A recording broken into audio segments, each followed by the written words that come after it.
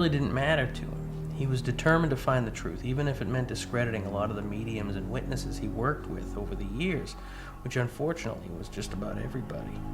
In the summer of 1923, while on a train from London to his home in Pulborough, England, the investigator's luck would change when he met a 22-year-old medium named Dorothy Stella Cranshaw, who openly told Price about the paranormal experiences she had been having. She was experiencing all sorts of strange phenomena, from rapping noises and chills to objects flying around the room, and she told him all these things were driving her crazy. Now, to Price, the description she gave of her disturbances didn't really sound like a haunting to him. To him, it appeared as though this girl had some kind of mediumistic abilities and was causing these incidents herself. And this excited him because he finally found what he hoped would be an authentic medium test subject. The experiments conducted with Cranshaw over the next few years yielded a variety of results, which in 1926 were documented in a journal Price had written entitled Scientific Experiences with a New Medium. More than a dozen seances were conducted by Price and Cranshaw in 1923, and in front of witnesses at one sitting alone, Cranshaw produced all kinds of phenomena, including levitating and collapsing a table, moving objects around the room, and Price kept detailed records of these things in his journals, and he made note of not only the ambient effects such as temperature fluctuations, but also that Stella was capable of manipulating the telekinetoscope that he made to test her abilities. For years to come, Price's reputation would have to hold firm to the notion that through his work he would someday be revered as a pioneer of paranormal research. Although a good deal of Price's time was spent exposing and debunking frauds, colleagues and members of the Society for Psychical Research in England tried their best to discredit and tarnish his reputation. The American branch of the society, however, held their own opinions. As you can imagine, a man who made a career out of discounting and debunking the abilities of alleged mediums would without a doubt over time become a very unpopular person in the world of mediums. But Harry Price was never out to win friends or the popular vote. He was looking for the truth so he could study it and test it and document it. And exposing some of these psychics as frauds really just cleared the playing field and helped make his job a little bit easier in finding authentic abilities to study. In 1928, acting on an invitation from a local newspaper, Price became involved in a case that would sustain the efforts of his life's work for years to come: the Borley Rectory in Essex. Price had a great interest in the Borley Rectory, mainly because it was considered to be one of, if not the most haunted locations in all of England. He eventually leased the house from the owners in order to conduct a round-the-clock investigation, which actually all in all lasted about 4 years. He placed an ad in the newspaper and invited open-minded investigators, mainly students from the local college, to stay in the house and document any phenomena that might occur. To help them, he created a handbook which detailed the proper methods and techniques for conducting and documenting a paranormal investigation. This was the first book of its kind, and many of the methods he developed are still in use today. From beginning to end, there were over 40 investigators working with Price on that investigation, and there were a lot of paranormal accounts collected, from hearing bells and rapping noises to mysterious writings and messages, and all of these things were documented. And the methods he used to gather this evidence and run his investigation essentially established a blueprint that paranormal investigators would be able to use for years to come. Despite the controversy surrounding his work, and regardless of what his former colleagues would claim even after his death in 1948, Price left his mark on the paranormal world. Whether they realize it or not, his work is emulated by investigators worldwide every day. And he was probably the biggest influence the field of paranormal investigation ever had. 35 years ago, when we got involved with this work, we had very basic tools. We had our little cassette players and 35mm cameras. But one of our key and essential tools was bringing somebody in that was gifted, psychic, or a medium.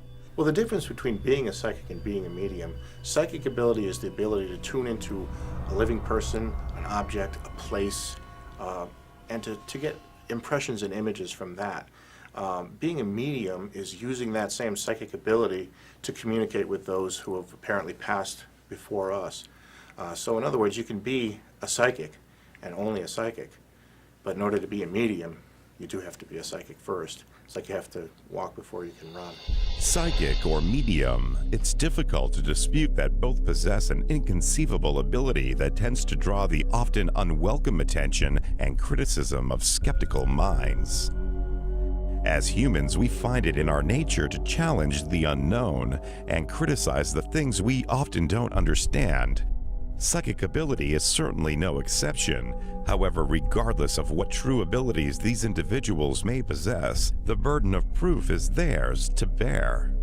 Go either way. There are a lot of mediums out there who claim to be able to contact the dead and speak with the dead, and a lot of them do it just because of the money-making aspect they can get out of it. But I'm sure within the world that we live in, there has to be someone out there who has some special talents that can pick up and communicate with the dead. Communication with those who have experienced life after death is a fact, and it's as easy to believe in that for me as it is to believe in trees.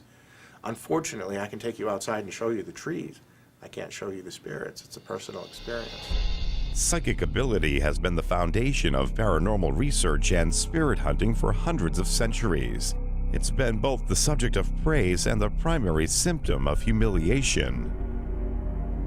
But in spite of the vast cases of fraud unveiled throughout the turn of the 20th century, or the ever-entangled controversy surrounding the validity of mediums, they are still a widely used resource in modern paranormal investigation, and often bring to the table a varying range of unique abilities. Some possess the ability of clairvoyance or precognition, which is the perception of events that have or might occur. Others possess the power of psychometry, which is the ability to obtain information through touch. Although they differ in their application, both have been considered a valuable asset to the research and validation of evidence. We actually have people in our group who are mediums.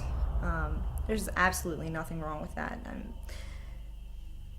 People in our group have a lot of different abilities, just from feelings to being able to see spirits. And having all of those different abilities being part of the group gives a whole lot of validation to what we do when we give that information to a client. When you can get somebody who can see a spirit and have somebody else who can just sense it at different times but come up with the same thing, that's very validating when you hand that over. So all these different abilities, mediums or whatever level of sensitivity, is very important when you're doing an investigation. Equally important is the group's ability to document their findings and capture evidence in such a way as to present it to a growing skeptical society, something mediums have yet to accomplish and the science-minded have yet to support. You know, we're no better than the psychic or the mediumistic investigating. We just offer hard evidence to people, evidence that's hard to take for skeptics, evidence that they may think is actually paranormal phenomena, and that's hard to do when you're just dealing with opinion and a theory and no actual science behind it. As a medium, the evidence that I collect is usually in my head.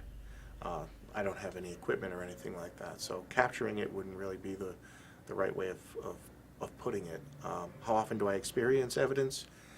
I can pretty much go into a house that's never had any history of paranormal activity, and I would still pick up on the spirit world as a constant, and it's all around us. I was feeling like there were two people standing by the window. It felt like a mother and a little girl, and they were looking out the window. It felt like they may have been talking to somebody out that window on the right side. Well, as I remember it, I don't literally see what I'm picking up on. I mean, I'm not seeing it with my eyes. It's being impressed upon my mind. The easiest way to explain it is it's very, very subtle. It's almost as if I remember what someone looks like when I'm saying that I see someone. It's that subtle. And it does take a while to figure out what's me and what's not. But I've gotten to the point where I'm able to do that.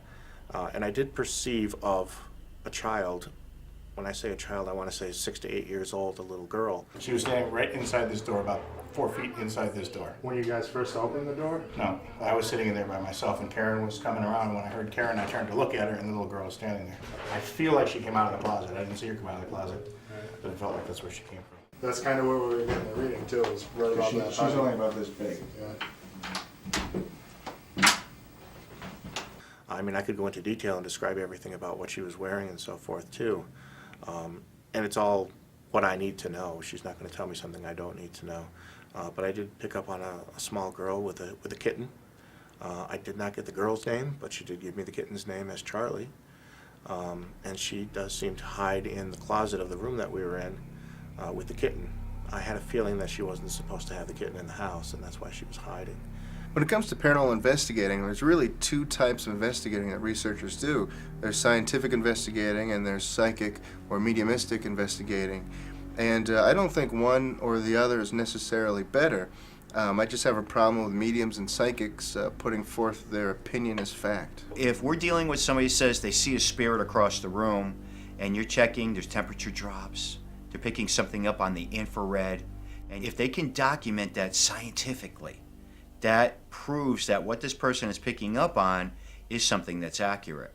The biggest message with what I do is that I am not gifted or better or different than anyone else, and anyone can do this if they simply just take the time to develop it. The way I explain it to people is that the spirit world is a constant. It's as if it's raining outside all the time. You can't make it rain. You can't stop it from raining. You can't make it rain harder or softer. But it's up to you whether you want to stick your head out the window and get wet. It's going to be there, whether you're there or not. Spirit communication is not limited to those with psychic abilities. Specific devices have been used throughout the years which are said to allow anyone to communicate with the spirit world. One particular form of communication, known as pendulum dowsing, originated in Egypt over 4,000 years ago when it was used as a means of spiritual healing. But over the years, the primary function and general technique has varied, and in the field of modern psychical research, dowsing is used not only to locate spirits, but to communicate with them. Are you guys familiar with dowsing? Crystal pendulum dowsing? In a typical dowsing session, the user determines which pendulum motions will indicate a yes or no response, and then holds the pendulum steady while asking specific questions. Are your mom and dad in this house with you? No. Do you miss your mom and dad?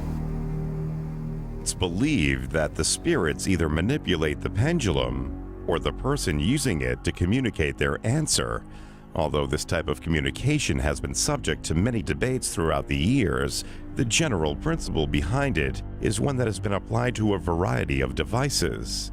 One in particular, the Ouija board. Much like the pendulum, the Ouija board is typically used by those seeking to foretell the future or discover occult knowledge through paranormal or supernatural means.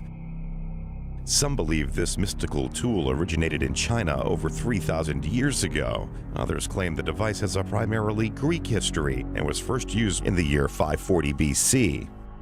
However, the first undisputed use of these talking boards came about with the birth of the modern spiritualist movement in the late 19th century, when three business partners, E.C. Reich, Elijah Bond, and Charles Kennard formed the Kennard Novelty Company and created an all-new alphanumeric version of the original talking tablets used for centuries. The new design featured the alphabet scribed in arcs across the middle of the board, along with the numbers 1 through 10. The keywords yes and no and goodbye were also added. In place of the original planchette was a four-legged paddle-shaped pointing device, which would allegedly allow the spirits or its users to spell out responses rather than writing them. Kennard called the new device Ouija, after what he claimed was the Egyptian word for good luck, and sold the board as a parlor game. However,